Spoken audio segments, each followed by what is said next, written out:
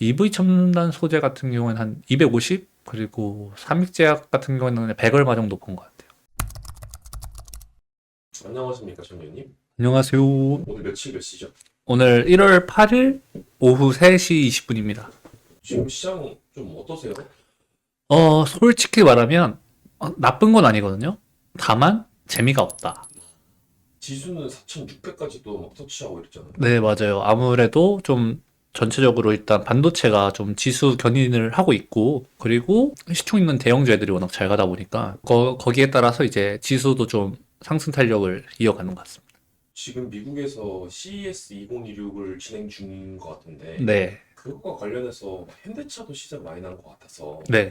천 의원님은 혹시 어떻게 보시는지 좀 궁금해요. 솔직히 어저께 그 현대차 관련 그 그룹이 엄청 시세가 많이 나왔거든요. 그거를 뭐 이유가 뭔지 이제 찾아보니까 현대차가 공개한 보스턴 다이믹스 로봇들이 생각보다 성능이 좋다 이런 그 뉘앙스가 붙으면서 좀 현대차 그룹 애들에게 시세가 많이 몰린 것 같은데 제가 개인적으로 느끼기에는 막 재료가 그렇다고 엄청 좋아서 이게 현대차가 시세가 막 나온 느낌이 아니라 아직 현재 시장이 돈은 많은데 그나마 시장에서 가장 그날 강했던 이슈가 뭐냐라 봤을 때 그나마 이제 현대차 뉴스들이 있었다 보니까 그래서 좀 시세가 나온 게 아닐까라는 게 첫 번째 추측이 있고요.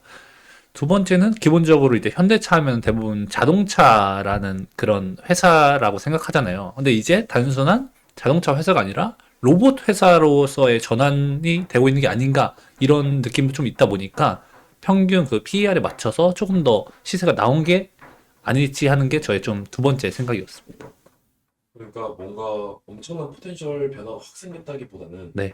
그냥 약간 수급적으로나 그 모멘텀적으로 딱 그날 뭔가 빈집이 생겼고 네. 현대차한테 몰렸다. 좀 그런 느낌이 저는 강하게 들더라고요.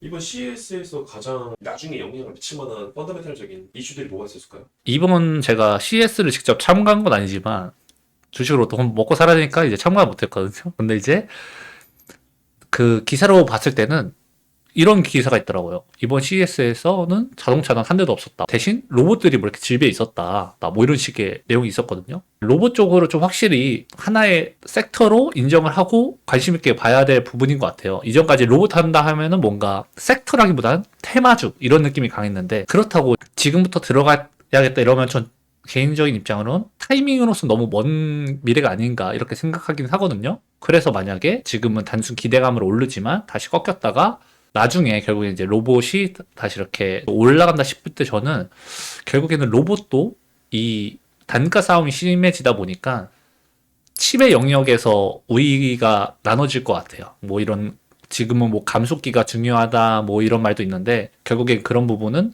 경쟁이 심화될수록 단가가 떨어질 배터리 부분이랑 좀 유사하다고 보고 있고 결국에는 그 각각의 그 브랜드마다 얼마나 그 자체 칩을 잘 만드냐 그 거기에 달려 있다고 생각하는데 그러다 보면 아무래도 로봇들마다에 들어가는 그 AI 가속기는 자체 칩 A식이잖아요. 그러다 보니까 기판이라든지 아니면 뭐 소켓이라든지 이 로봇이 다시 훈풍이 될 때 그런 쪽으로 먼저 봐야 되지 않을까 싶긴 해요. 이 영상을 보시는 분들 중에 기판이나 소켓 관련주들 뭐 모으는지 잘 모르실 수도 있으니까 뭐 소켓 같은 경우에는 우리나라에서 뭐 리노공업 이 정도가 있고 뭐 기판으로는 대표적으로는 이스페타시스가 이렇게 있죠. 이스페타시스는 너무 많이 올라있다 보니까 물론 이제 구글 TPU에도 들어간다는 모멘텀에 맞춰서 올라간 것도 있는데 납품 능력에 있어서 지금 약간의 그 공백이 있었는데 그때 이스페타시스가 제대로 투자가 돼 있다 보니까 그쪽으로 좀 더 돈이 몰린 것 같거든요. 근데 이제 다른 기판 회사들도 그 설비 투자가 이어지고 있고 그러다 보니까 지금은 좀 꺾이는 구간이지 않을까 싶긴 해요. 그래서 뭔가 지금 이스페타시스를 들어간다는 느낌보다는 그냥 이제 뭐 기판 쪽으로는 일단 우리나라 대표해서 이스페타시스가 있다. 이 정도만 알아주시면 좋을 것 같습니다. 소켓에서 리노공 말씀해 주셨는데 네, ISC, 마이크로 컨텍솔 뭐 이런 앱들도 소켓 관련인데 네, 그 중에서 리노공업이 실적도 좋은 편이고 네, 최근에 공장 증설한 것도 돌아가기 시작했었거든요. 네, 이스페타시스가 엄청난 수요가 불어닥치기 직전에 네, 공장 증설을 마쳤던 거잖아요. 맞죠. 리노공업도 지금 어떻게 보면 그런 시기일 수도 있는 거네요. 근데 그 타이밍이랑 저는 좀 다르다고 생각하는 게 일단은 로봇을 통해서 결국에는 리노공업의 매출이 확대가 되려면 각각의 회사들마다의 그 로봇이 양산화 기간이랑 지금 이제 리노공업이 이제 공장 증설한 기간과 맞물려야지 그게 시너지가 확 생기는 건데 제가 봤을 땐 거기에 있어서는 약간의 텀이 좀 있는 것 같다 이렇게 생각을 해요. 아직은 좀 시기상조일 수 있다. 네. 오늘은 천 의원님은 거래 어떤 거 하셨어요? 제가 지난번 영상에도 말씀드렸는데요. 이렇게 반도체 애들이 좀 시세가 붙을 때는 새로운 종목이 나오기 힘들다 그랬잖아요. 그렇다 보니까 이제 시세가 나오기까지가 어렵다 보니까 시세가 나온 종목은 반대로 좀 잘 죽지 않거든요. 이제 삼익제약이 좀 시세가 나오면서 그래도 이 종목이 여기까지 주가를 끌어올렸으면은 바로 죽지는 않겠거니 하고 삼익제약에서 매매를 이어가다가 마지막에 이제 그나마 지금 핫한 키워드가 뭐냐고 하면 그나마 뽑자라고 하면 CES잖아요. 이제 EV 첨단 소재가 뭐 전고체 혁신 해가지고 개발했다 이런 뉘앙스의 뉴스가 떠서 뉴스 매매로 이제 보자마자 이거는 적어도 VI까지는 들어갈 수 있겠다 싶어서 그때 진입하면서 오늘 전체적인 매매를 마무리했습니다. 삼익제약은 혹시 어떤 모멘텀 때문에 상승을 최근에 보여줬던 건가요? 월 한 번 맞는 주사제 특허를 냈다고 하는데 그 약물 투과율인가 95% 가까이 된다고 해가지고 사실상 제가 봤을 때 시장에 돈은 많은데 딱히 돈이 오갈 데가 없고 또 그래도 삼익제약이 시세가 그 상장 초기에 꽤 나왔던 종목이다 보니까 그런 거에 이어받아서 시세가 나온 것 같습니다. 그리고 EV 첨단 소재 거래하신 거 말씀해 주셨는데 네. 그런 뉴스 매매를 할 때 팁이라든지 뉴스 매매는 비중을 엄청 크게 들어가면 안 되고요.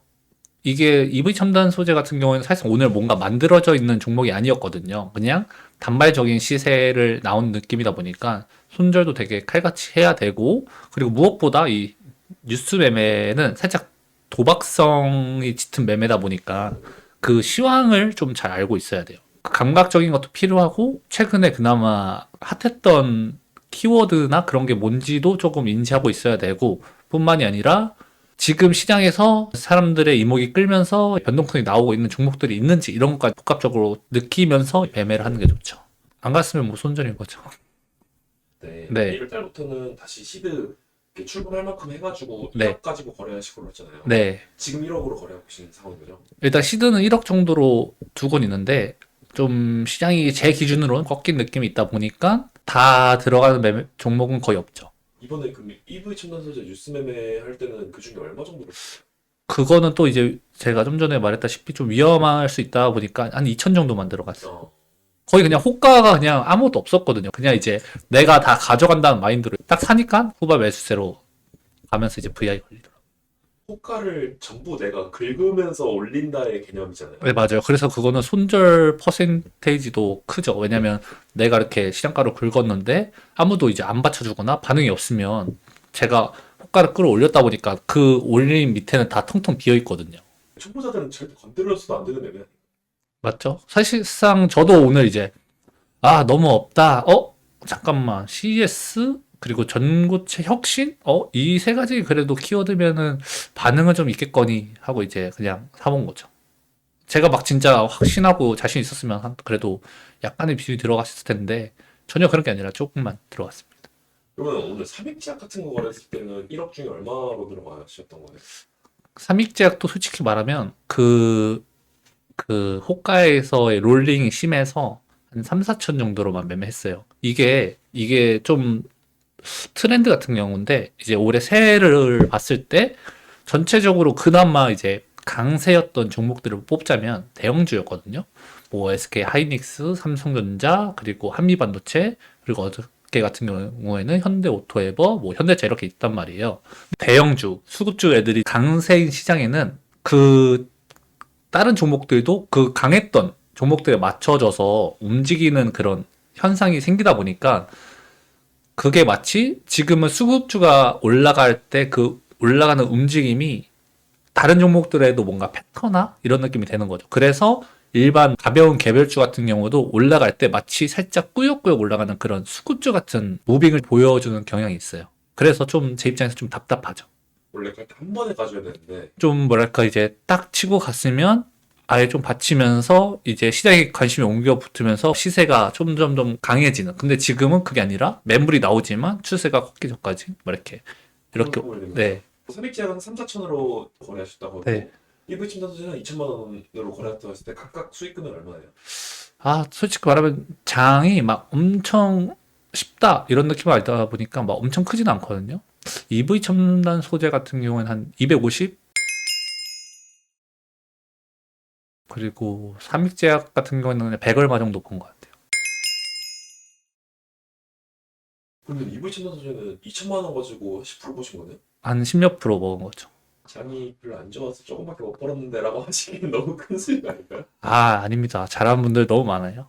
이게 11월, 12월까지만 해도 대형주는 좀 죽고 시장의 자금들은 조금 시총이 작은 중소형주들이 바통을 이어받는 느낌이었는데 갑자기 이제 1월 되니까 다시 대형주 이런 느낌으로 되다 보니까 수익을 잘 나다가 안 나시는 분들이 좀 있을 수 있어요. 근데 그럴 때 이제 너무 급하면은 오히려 계좌가 고꾸라지거든요.